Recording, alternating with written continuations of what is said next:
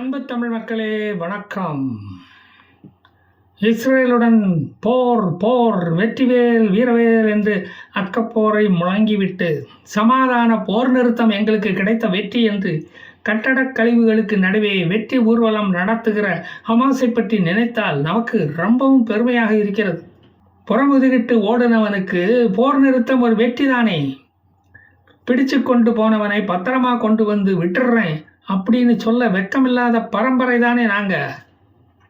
போர் நிறுத்தத்தை கொண்டு வந்த அமெரிக்கா, கத்தார், எகிப்து எல்லாம் வெற்றி முழக்கத்தை முழங்கவில்லை. அவர்கள் எல்லாம் அமைதியாகத்தான் இருக்கிறார்கள். ஹமாஸ் குறைக்குடங்கள் தான் இப்போது கூத்தாடுகிறது. 46,800 பாலஸ்தீனர்களின் சாவுக்கு காரணமான ஹமாஸ் தான் வெற்றி ஊர்வலம் நடத்துகிறான். உனக்கு தைரியம்தான் இல்லை, இப்போ வெக்கவும் இல்லைன்னு தெரிஞ்சு போச்சு. வெற்றி ஊர்வலம் முடிஞ்சதும் என்ன பண்ண போகிற? பிக் பாஸ் பார்க்க போகிறியா? அதுவும் நேற்றோட முடிஞ்சு போச்சியா? நீ எந்தெந்த இடங்களில் எல்லாம் பிணைய கைதிகளை அடைச்சி வச்சிருந்த என்பது இப்போது இஸ்ரேலுக்கு தெரிந்து போச்சு. 42 நாட்களுக்கு பிறகு இஸ்ரேல் தாக்குதலை ஆரம்பித்தா நீ என்ன பண்ணுவ? எல்லா நேரத்துலையும் உன் செக்யூரிட்டியை காப்பாற்ற முடியாதியா? ஆனானப்பட்ட யாஹ்யா சின்வரே இஸ்ரேலுக்கிட்ட மாட்டினவன் தான். அவன் பணத்தை கூட வாங்க முடியாமல் நீ தான் உன் வெற்றி கொண்டாட்டங்களை நடத்துகிற. காசா மக்களுக்கு பால் ஊற்றுன நீ இன்னமும் யாஹ்யா சின்வருக்கு பால் ஊற்ற முடியவில்லை பார்த்தியா? 3 பொம்பளை பிள்ளைங்களை விடுதலை செஞ்சாலும் உனக்கு நல்ல பேர் கிடைக்க போகிறதில்ல. உன் பலம் என்ன என்று உன் மக்களுக்கே தெரிஞ்சு போச்சே. பேட்ட ரவுடியாக தான் உன்னால் இருக்க முடியுமே தவிர போராளி ஒரு நாளும் ஆக முடியாது. நீ நடத்துறது விடுதலை போராட்டம் அல்ல, மிக்கி மவுஸ் விளையாட்டு என்று உன் மக்களுக்கே தெரிஞ்சு போச்சு. ஐநா கஞ்சி ஊத்துறத நிறுத்தினா இஸ்ரேலிய கஞ்சிக்கு தான் நீ அலையணும், ஞாபகம் வச்சுக்க. போர் நிறுத்தம் வந்ததும் உன் மக்கள் கை தட்டினது எதுக்கு? எகிப்து பார்டரில் நின்று கொண்டு இருந்த உணவு லாரிகள் இனி தடையின்றி உள்ளே வரும், உழைக்காமல் சாப்பிடலாமே என்பதால் தான். நீ காசா அரசாங்கத்தை நடத்தின லட்சணம் அப்படி இருக்கு. டிசிப்ளின்டு ஆர்மி ஹிஸ்புல்லா தான் என்று பெருமை பீத்தின அந்த படையும் ஒழுக்கமாக போய் அடங்கி விட்டான். தருதலைகளுக்கு மட்டும் இன்னும் கொஞ்சம் உயிர் கிடக்கு. தினமும் 600 லாரிகளில் உணவு வரும் என்று இஸ்ரேல் உறுதி அளித்து இருப்பதால் இனி ஹமாஸுகளுக்கும் உணவு தட்டுப்பாட்டு இல்லாமல் உயிர் பிழைக்க முடியும். அந்த மகிழ்ச்சியில் தான் கை தட்டுனாங்களோ என்னமோ. 42 நாட்களுக்கு மட்டும் உன் மக்கள் விமான சத்தம் இல்லாமல், குண்டு முழக்கம் இல்லாமல் நிம்மதியாக உறங்கலாம். அதுக்கு நீ ஒரு வழிவகை செய்து கொடுத்திருக்க. அது உனக்கு மகிழ்ச்சி தரும் விஷயம்தானே. அது உன் சாதனைகளில் ஒன்றுதானே. 297 சீட்டு ஜெயிச்ச கட்சி தோற்ற கட்சியாகவும் 99 சீட்டு ஜெயிச்ச கட்சி வெற்றி கழகமாகவும் பார்க்கும் கலாச்சாரம் காசாவிலும் பரவிவிட்டது போலும். போரிட திராணி இல்லாமல் கலைந்து போன ஹமாஸுகளின் வெற்றி கொண்டாட்டத்தை பார்க்கும்போது ஹமாஸை காங்கிரஸிடம் இருந்து பிரித்து பார்க்க நம்மால் முடியவில்லை. முகத்தை கருப்பு துணியால் மூடாத ஹமாஸுகள் காசா பொதுமக்கள் மட்டும்தான். முகத்தை காட்டினா தான் ஃபேஸ் டிடெக்ஷன் சாஃப்ட்வேரை வச்சு ஆள் யாருன்னு கண்டுபிடிச்சிருவானே. அப்புறம் மொசாத்து பின்னாடியே வந்துடுமே. உயிருக்கு தான் உத்தரவாதம் இல்லையே. 15 மாத சிறை தண்டனை பெற்ற இஸ்ரேலிய பிணைய கைதிகள் ஹமாஸ் நீதிமன்றத்தில் குற்றமற்றவர்கள் என்று நிரூபிக்கப்பட்டு விடுதலையாகி இருக்கிறார்கள். அவர்கள் ஹமாஸ் வரும் பாதையை அடைத்து கொண்டு சூப்பர்னோவா மியூசிக் ஃபெஸ்டிவலை கொண்டாடி கொண்டு இருந்தது தான் அவர்கள் செய்த குற்றம்.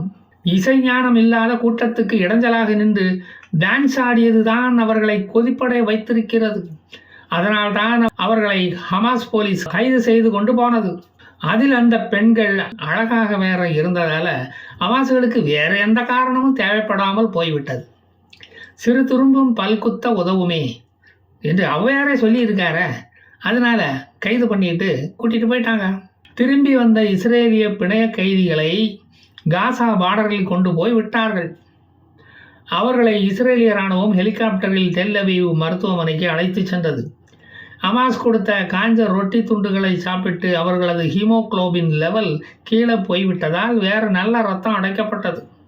அவர்களது பெற்றோரும் அவர்களுடன் இருந்தார்கள். ஆரத் தழுவல்களும் சோக காட்சிகளையும் முடித்துக்கொண்டு அவர்கள் வீடு திரும்பினார்கள். அவர்களிடம் விசாரணையும் இப்போது தொடங்கி இருக்கிறது. அபு ஒபைதா இந்த ஹமாஸ் ஸ்போக்ஸ் பர்சன் இந்த பீஸ் டீல் அமைதியாக நடக்கும்படி தயவுசெய்து உதவுங்கள் என்று டிவி மூலம் கேட்டுக்கொண்டான்.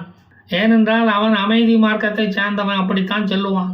ரோமி கோனான் டொரன் ஸ்ட்ரீன் ஃப்ரிகேர், எமிலி டமாரி என்ற 3 பேரில் எமிலியை அவர்கள் வீட்டில் இருந்தபோது அவர் தாக்கப்பட்டு கண்களை கட்டி அவரது காரிலேயே கடத்தி கொண்டு போனார்கள். வடக்கு இஸ்ரேலைச் சேர்ந்த ரோமி கனான் சூப்பர்னோவா மியூசிக் ஃபெஸ்டிவலுக்கு தன் நண்பர்களுடன் சென்றபோது அவள் கண் எதிரிலேயே 364 இஸ்ரேலியர்கள் சுட்டு வீழ்த்தப்பட்டார்கள். அவள் அதிர்ஷ்டவசமாக தப்பித்து விட்டாள். அங்கு குண்டுகள் வெடித்து கொண்டிருந்த நேரம் அவள் தனது தாயுடன் ஃபோனில் அங்கு நடப்பவைகளை கூறிக்கொண்டிருந்தாள். பிறகு ஃபோன் துண்டிக்கப்பட்டது. ரோமி சென்ற கார் அனாதையாக ஒரு இடத்தில் நின்றது. அவளது ஃபோன் காசாவில் கண்டெடுக்கப்பட்டது. ரோமி கொனான் உடன் சென்ற நண்பர்கள் 3 கொல்லப்பட்டு விட்டனர். போன முறை விடுதலையாகி ஒரு பிணைய கைதி ரோமி கொனானுக்கு ஒரு கையில் மோசமான காயம் ஏற்பட்டுள்ளதாகவும் அவள் எங்களுடன் தான் இருந்தார், அவளுக்கு வைத்தியம் செய்ய அங்கு எந்த மருத்துவ வசதியும் இல்லை என்று கூறியிருந்தார். அந்த ரோமி தான் இப்போ வீடு திரும்பியுள்ளார். அது அவர்களது குடும்பத்தினரை மகிழ்ச்சியில் ஆழ்த்தியுள்ளது. டொரான் ஸ்டீன் ஃபரேக்கர் என்ற 31 வயதான இன்னொரு கைதி.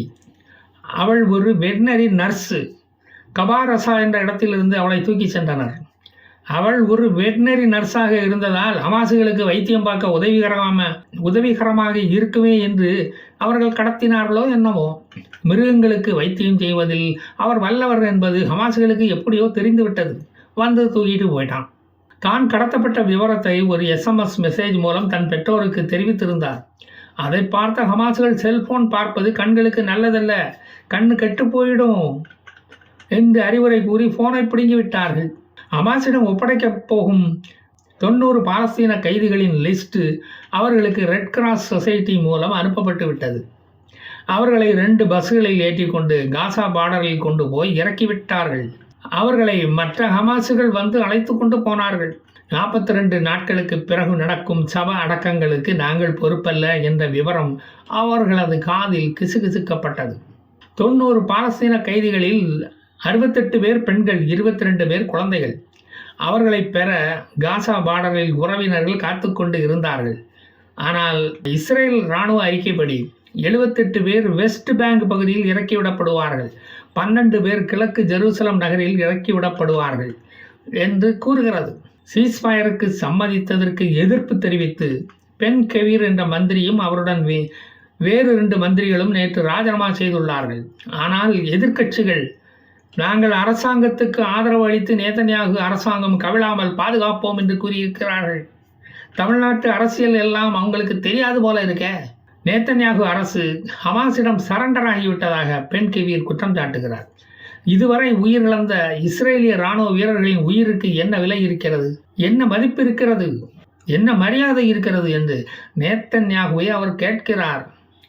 கடைசி ஹமாஸை அழிக்கும் வரை போர் நிறுத்தமே இருக்கக்கூடாது என்கிறார் பென் கெவீர். போரை இடையில் நிறுத்துவது நியாயமா என்று கேட்கிறார். அது நியாயமான கேள்விதானே. அல் ரஃபா வாடிவாசல் வழியாக நுழைந்த உணவு லாரிகளை பார்த்த காசா மக்கள் மாடுபிடி வீரர்களைப் போல கைதட்டி மகிழ்ந்தார்கள். ஹமாஸுகள் முகத்தில் கருப்பு துணி கட்டியிருந்தாலும் அவர்கள் முகத்திலும் மகிழ்ச்சி தெரிந்தது. நல்லவேளை பட்டினியால் சாவது நின்றதே என்ற ஒரு மகிழ்ச்சி தான் அது. பட்டினி சாவுகள் இனி நிற்குமே. காசா விடுதலைக்கு இனி எவனாவது பறந்துதான் வர வேண்டும். அந்த உண்மை அவர்களது கண்களிலே தெரிந்தது. ஷியா தாத்தாவை நம்பி மோசம் போய்விட்டோமே என்ற கவலையும் அவர்கள் முகத்தில் தெரிந்தது. அதை அவர்களால் உறக்க தைரியமாக சொல்ல முடியவில்லை. அவ்வளவுதான். போர் நின்றதில் ஹூத்திஸ்களுக்கும் ஒரு நிம்மதி. இனி குருட்டாம்போக்கில் ஏவுகணைகளை வீச வேண்டாமே என்ற ஒரு நிம்மதி தான். அந்த வேலை இப்போ மிச்சமாச்ச. ஹுதைதா, ராசா இசா சாலை துறைமுகங்களில் குவிந்து கிடக்கும் குப்பைகளை அள்ளுற வேலையை போய் பார்ப்போம் என்று பெருமூச்சு விட்டு கொண்டு சென்றனர். காசா சுதந்திர யுத்தத்தை நாமும் கவனித்து கொண்டே இருப்போம். பல சுவாரஸ்யமான சம்பவங்கள் அங்கு நடைபெறும். நம்பிக்கை இழக்க வேண்டாம் மக்களே. நான் மீண்டும் வருவேன். ஜெய் ஹிந்த்.